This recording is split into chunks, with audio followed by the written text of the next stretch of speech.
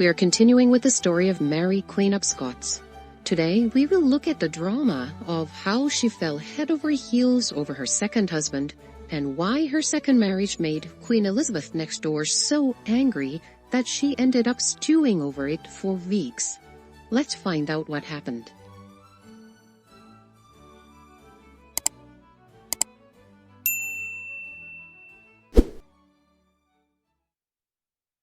After Mary came back to Scotland, although Mary herself was quite eager to get married again, there weren't many suitable husbands for her. The one proposal she seriously had considered was becoming the daughter-in-law of Felipe II of Spain. But Felipe was a cautious type. He dragged his feet on this, and then in the meantime his son Carlos, the proposed groom, became more and more mentally unstable, so that marriage was out the window. After the incident with a French poet falling madly in love for her and sneaking into Mary's bedroom, things took a different turn. That incident stirred up pressure from those around her to remarry. Mary, instead of looking abroad, tried to find someone close. She even had eyes on Queen Elizabeth's successor. After all, becoming the joint ruler of the two kingdoms would be the ultimate win over Elizabeth. And that's when a perfect candidate came to mind, Henry Stuart, also known as Lord Darnley. He was Mary's cousin and had claims to both the Scottish and the English thrones. A marriage between them would give Mary a massive advantage in the race for the English crown. To make this match happen, a very skilled diplomat was sent in, James Meiville. At the time, Henry Stuart Darnley was living at the English court. His father, the Earl of Lennox, had been exiled after losing a political power struggle in Scotland. So Darnley was under Elizabeth's protection. This meant that for the marriage to happen, Elizabeth's approval was crucial. But Elizabeth being who she was not going to do Mary any favors. Add to that, Elizabeth was trying to push her own favorite, Robert Dudley, as Mary's husband. So Meiville's diplomatic mission was near impossible. Meiville first met with Darnley's mother, Lady Lennox. The family had fallen on hard times after being exiled from Scotland, so for her, this was like winning the lottery. Lady Lennox immediately sprang into action. In fact, she had been dreaming of this match for years. When Mary lost her first husband, Francois II of France, Lady Lennox dressed up the 14-year-old Darnley and sent him to France to offer condolences, basically a charm offensive. But at the time, he was just a cute kid, and Mary wasn't particularly impressed. But Darnley grew up well, tall, striking, and handsome. Meanwhile, Meiville kept meeting with Elizabeth. She could tell he wasn't just a smooth-talking diplomat from Scotland. He was cultured and trustworthy, and he was up to something. Every time they met, she dressed in her most extravagant clothes and really turned on the charm. It was obvious what she was going for. Mirror, mirror on the wall, who's the fairest queen of all? Meiville found her exhausting. He said seeing her drained the energy it would take to meet 100 others. But he knew he had to tread carefully. He understood the queen's thought process. She carried wounds from her childhood. She lived her whole life battling insecurity and in fear. Her experiences made her somewhat vain, but at the same time extremely cautious. Meiville would later write a memoir that would vividly capture Queen Elizabeth's inner turmoils. Anyway, Elizabeth wasn't an ordinary person either. She had already received reports through her spies that Meiville was meeting Lady Lennox, so she pretty much knew what Meiville wanted, which was to get her to allow Darnley to come to Scotland. But she wanted to catch him off guard and make him to show his hands. In England, knighthood ceremonies were often held. Darnley wasn't at the top of the line of the succession, but among the male candidates he was first in line. So he had the role of holding the sword and offering it to the queen. The queen usually places the sword on the shoulder and head of the knight during the ceremony. After that, the sword-bearer returns to his seat. As Darnley was returning, Elizabeth stood right in front of Meiville and whispered in his ear, "What do you think of that friend of mine, Darnley? Surely you must find him appealing." At that moment, Meiville's covert mission was essentially exposed. If he had shown even the slightest sign of being flustered, Elizabeth would have grinned mischievously and probably put a stop to the whole marriage proposal right there. But the seasoned Meiville didn't change his expression at all and responded smoothly. He said, "What does your Majesty think from a woman's point of view? He's so pretty and slender, he doesn't even have a beard. He looks more like a woman than a man. Do women find such a man attractive?" Meiville made that up on the spot, but it had a tremendous effect. Elizabeth turned and looked at Darnley again and burst into laughter. It was like Meiville had hit the nail on the head, voicing what she had vaguely thought herself. She just couldn't hold back her laughter. Truth was, although Darnley was handsome, in Elizabeth's eyes, he was just an immature youth. Then her thoughts took an unexpected turn. She originally had no intention of approving the match, but now that Meiville confirmed her opinion that Darnley was not quite worthy, she began to reconsider. Why don't I let the marriage go ahead and see what happens to poor Mary? It might be entertaining to watch this. At that time, people around Elizabeth were pushing hard to send Darnley to Scotland. Robert Dudley in particular hated the idea of going to Scotland himself, so he was desperate to send Darnley in his place, coming to Elizabeth daily to urge her to do so. William Cecil was in favor too, though for a very different reason. One of his critical strategic goals was to stir up conflicts in Scotland and weaken its power. Darnley was a Catholic. The Scottish Queen was Catholic too, but Protestant nobles held political power. With both the Queen and her husband being Catholic, he believed serious conflict was inevitable. So Elizabeth approved Meiville's request and ended up sending Darnley to the Scottish court, essentially handing Mary a ticking time bomb.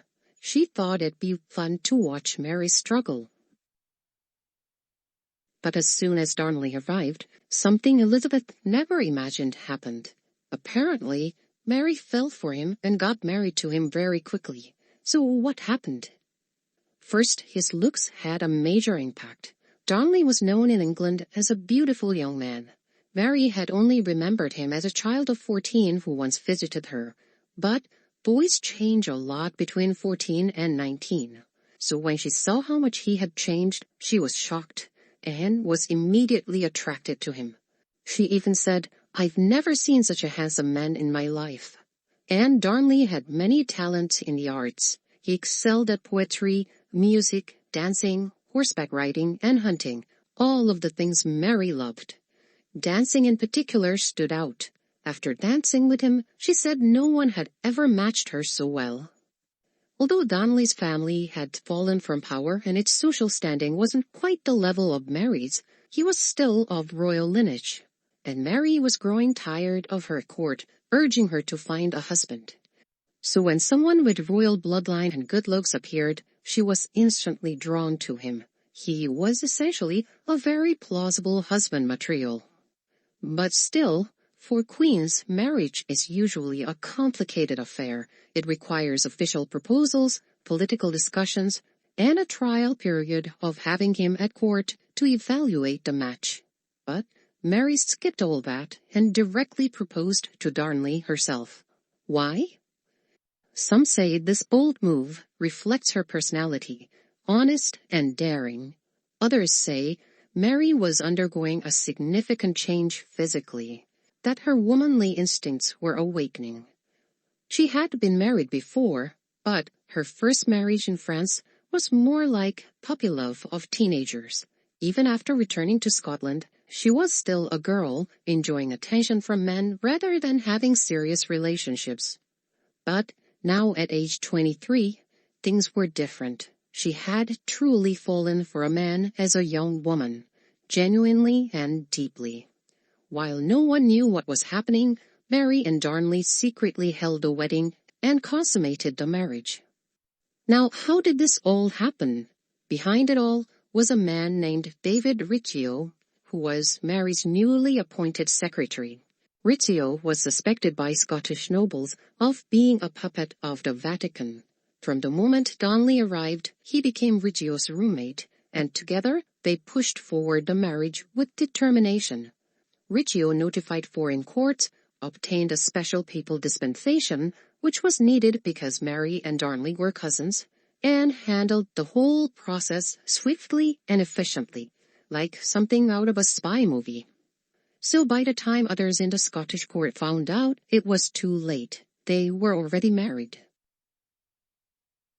Now, having been completely excluded from the decision, the Scottish nobles were furious. They feared serious political and religious consequences. To them, it felt like a declaration of war by the Catholic Queen. They began discussing even deposing her. And that was exactly what William Cecil had hoped for, and now it was beginning. But the one most shocked was Elizabeth. Objectively, Darnley had no wealth, little status, and she suspected he was unstable. She couldn't understand why Mary would marry such a man. But, more than anything, Elizabeth was wounded in her pride. Why? Wasn't it her who sent Darnley to Scotland? The thing was, she couldn't stand the fact that she had been completely excluded from the decision process. She had assumed that even if Mary wanted to marry Darnley, they will still have to wait, giving her time to intervene, and she, not Mary or Darnley, would be the one to control the situation and eventually decide whether they can marry or not. But she had been completely blindsided. She was furious, blaming Dudley and Cecil, and spent weeks beating herself up about it. And now that Mary and Darnley were actually married, they had formed a powerful faction in terms of the claim to the English throne, a threat to Elizabeth's own position. So Elizabeth felt she had to cancel the marriage. She immediately imprisoned Darnley's mother, Lady Lennox, in the Tower of London and summoned Darnley, who, of course, didn't respond. Then she made a tempting offer to Mary. Cancel the marriage, and she would name Mary her heir.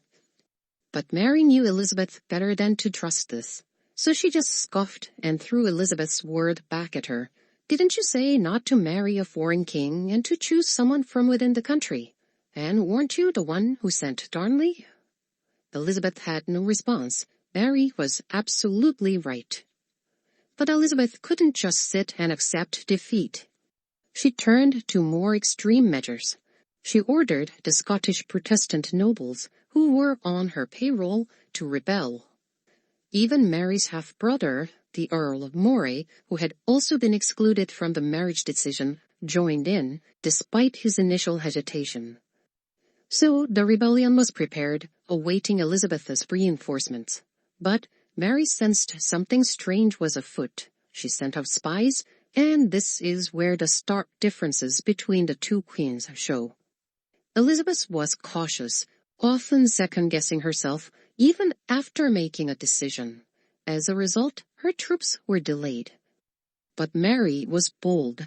When she learned of the plot, she immediately raised an army, basically taking off her wedding dress and putting on armor. This decisiveness made all the difference. Caught off guard, the nobles were paralyzed with fear. Some even submitted confessions and surrendered. The rebel faction collapsed without much of a fight. Moray, Mary's half-brother, had no choice but to flee across the border to England. This was a victory for Mary and a crushing defeat for Elizabeth. Her pride was deeply wounded. Mary and Darnley were enjoying their sweet honeymoon and victory in Scotland, while Elizabeth had to sit back and watch, powerless. It was a moment of deep frustration and pain for her as a queen. But is that the end of their competition? Of course not. Mary had married in a whirlwind of romance. But what kind of person was Darnley really? We will learn more about him and this marriage in our next episode.